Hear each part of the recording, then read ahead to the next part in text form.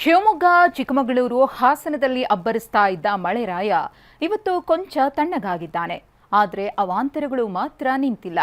ಒಂದು ಕಡೆ ಗುಡ್ಡ ಕುಸಿತ ಆಗ್ತಿದ್ರೆ ಮತ್ತೊಂದು ಕಡೆ ಸುಂಟರಗಾಳಿ, ಬಿರುಗಾಳಿ ಅಬ್ಬರಕ್ಕೆ ನೂರಾರು ಮರಗಳು ಧರೆಗುರುಳಿವೆ.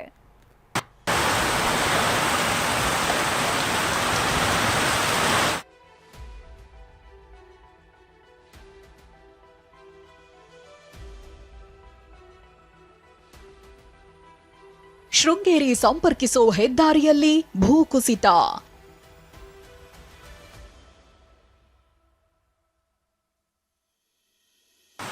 ಮಲೆನಾಡು ಜಿಲ್ಲೆ ಚಿಕ್ಕಮಗಳೂರಿನಲ್ಲಿ ಭಾರೀ ಮಳೆಯಾಗ್ತಿದೆ. ಅದರಲ್ಲೂ ಶೃಂಗೇರಿ, ಮೂಡಿಗೆರೆ, ಚಿಕ್ಕಮಗಳೂರು, ಎನ್ಆರ್ಪುರ ತಾಲೂಕಿನಲ್ಲಿ ವರುಣ ಅಬ್ಬರಿಸುತ್ತಿದ್ದಾನೆ. ಇದರ ನಡುವೆ ಶೃಂಗೇರಿಗೆ ಸಂಪರ್ಕಿಸುವ ರಾಜ್ಯ ಹೆದ್ದಾರಿಯಲ್ಲಿ ಭೂಕುಸಿತ ಆಗಿದೆ. ಜಯಪುರದಿಂದ ಶೃಂಗೇರಿ ತಾಲೂಕಿನ ಕುಂಚೆಬೈಲಿನವರೆಗೂ ಭೂಕುಸಿತವಾಗಿದೆ. ಬೃಹತ್ ಬಂಡೆ, ಮರ, ಮಣ್ಣು ರಸ್ತೆಗೆ ಬಿದ್ದಿವೆ. ನಾವಿವಾಗ ಚಿಕ್ಕಮಗಳೂರಿನಿಂದ ಶೃಂಗೇರಿಗೆ ಸಂಪರ್ಕಿಸುವಂತಹ ರಾಜ್ಯ ಹೆದ್ದಾರಿಯಲ್ಲಿದ್ದೇವೆ. ಇದು ಶೃಂಗೇರಿಯಿಂದ ಕೇವಲ 6 ಕಿಲೋಮೀಟರ್ ದೂರದಲ್ಲಿರುವಂತಹ ಈ ಒಂದು ಪ್ರಮುಖ ರಾಜ್ಯ ಹೆದ್ದಾರಿ. ಈ ಒಂದು ರಾಜ್ಯ ಹೆದ್ದಾರಿಯಲ್ಲೇ ಪ್ರತಿನಿತ್ಯವೂ ಕೂಡ ಸಾವಿರಾರು ಸಂಖ್ಯೆಯಲ್ಲಿ ಪ್ರವಾಸಿಗರು ಮತ್ತು ಇಲ್ಲಿನ ಸ್ಥಳೀಯರು ಓಡಾಟವನ್ನು ಮಾಡ್ತಾರೆ. ಇಲ್ಲಿನ ಚಿತ್ರಣವನ್ನು ನಾವು ನೋಡ್ಬೋದು. ಪ್ರಮುಖವಾಗಿ ಧಾರಾಕಾರ ಮಳೆ ಏನು ಸುರಿತಾ ಇದೆ, ಈ ಒಂದು ಮಳೆಯಿಂದಾಗಿ ಈ ಒಂದು ರಸ್ತೆಯ ಪಕ್ಕದಲ್ಲಿರುವಂತಹ ದರೆ ಏನಿದೆ ಅದು ಸಂಪೂರ್ಣವಾಗಿ ಕುಸಿದು ರಸ್ತೆಗೆ ಬರ್ತಾ ಇರುವಂಥದ್ದು ನಾವು ನೋಡ್ಬೋದು. ಬೃಹತ್ ಗಾತ್ರದ ಬಂಡೆಗಳು, ಮರಗಳು ಸೇರಿದಂತೆ ಮಣ್ಣು ಸಂಪೂರ್ಣವಾಗಿ ಕೆಳಭಾಗದಲ್ಲಿ ಬಂದಿದೆ. ಇನ್ನು ಶೃಂಗೇರಿ ಪಟ್ಟಣದ ಭಾರತೀ ಬೀದಿ ಬಳಿ ತಡೆಗೋಡೆ ಬಿರುಕು ಬಿಟ್ಟು ಬೀಳೋ ಆತಂಕ ಇದೆ. ಕಳಪೆ ಕಾಮಗಾರಿ ಬಗ್ಗೆ ತನಿಖೆ ಮಾಡುವಂತೆ ಆಗ್ರಹಿಸಿ ಶೃಂಗೇರಿ ಶಾಸಕ ರಾಜೇಗೌಡ ಜಿಲ್ಲಾ ಪಂಚಾಯತ್ ಸಿಇಒಗೆ ಪತ್ರ ಬರೆದಿದ್ದಾರೆ.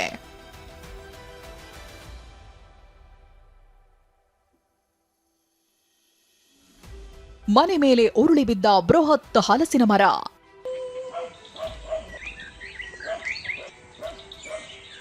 ಹಾಸನ ಜಿಲ್ಲೆಯ ಸಕಲೇಶಪುರದಲ್ಲಿ ಮಳೆ ಪ್ರಮಾಣ ತಗ್ಗಿದೆ. ಆದರೆ ಬಿರುಗಾಳಿ ಅಬ್ಬರ ಹೆಚ್ಚಾಗಿದ್ದು ಸಕಲೇಶಪುರ ತಾಲೂಕಿನ ಕುದರಂಗಿ ಗ್ರಾಮದಲ್ಲಿ ಮನೆಯೊಂದರ ಮೇಲೆ ಬೃಹತ್ ಹಲಸಿನ ಮರ ಉರುಳಿ ಬಿದ್ದಿದೆ. ಮನೆಗೆ ಹಾನಿಯಾಗಿದ್ರೆ ಮನೆಯಲ್ಲಿದ್ದವರು ಅಪಾಯದಿಂದ ಪಾರಾಗಿದ್ದಾರೆ. ಭಾರೀ ಸುಂಟರಗಾಳಿ, 150 ಅಡಕೆ ಮರಗಳು ಧರಾಶಾಹಿ. ಉಡುಪಿಯಲ್ಲೂ ಅಷ್ಟೊಂದು ಮಳೆ ಇಲ್ಲವಾದರೂ ಇಂದು ಬೆಳಗ್ಗೆ ಬೀಸಿದ ಭಾರೀ ಸುಂಟರಗಾಳಿಗೆ 150 ಅಡಕೆ ಮರಗಳು ಧರಾಶಾಹಿಯಾಗಿವೆ.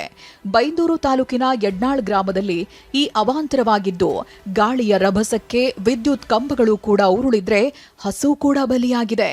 ದೃಶ್ಯ ನೋಡಿ ತೋಟದ ಮಾಲೀಕರು ಕಣ್ಣೀರು ಹಾಕ್ತಿದ್ದಾರೆ. ಸುಂಟರ ಗಾಳಿಯಿಂದ ಉಡುಪಿ ಜಿಲ್ಲೆ ಬೈಂದೂರು ತಾಲೂಕಿನ ಒಂದು ಆಜ್ರಿ ಎನ್ನುವ ಪ್ರದೇಶದಲ್ಲಿ ಸಾಕಷ್ಟು ಸಮಸ್ಯೆ ಆಗಿರುವಂಥದ್ದು ನಾವೀಗ ಗಮನಿಸ್ತಾ ಹೋಗ್ಬೋದು. ಇದು ಇರುವಂಥದ್ದು ಆಜ್ರಿ ಗ್ರಾಮ ಪಂಚಾಯಿತಿ ವ್ಯಾಪ್ತಿಯಲ್ಲಿರುವಂತಹ ಈ ಒಂದು ಎಡಮಳ್ಳಿ ಮಕ್ಕಿನ ಮನೆ, ಅದೇ ರೀತಿ ಹಕ್ಲು ಮನೆ, ಮಕ್ಕಿ ಮನೆ ಎನ್ನುವ ಪ್ರದೇಶದಲ್ಲಿರುವಂಥದ್ದು.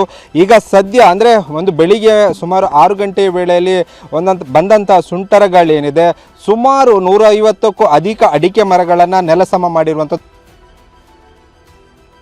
ತಗ್ಗಿದ ತುಂಗೆ ಅಬ್ಬರ, ನೀರಿನ ಮಟ್ಟ ಇಳಿಕೆ.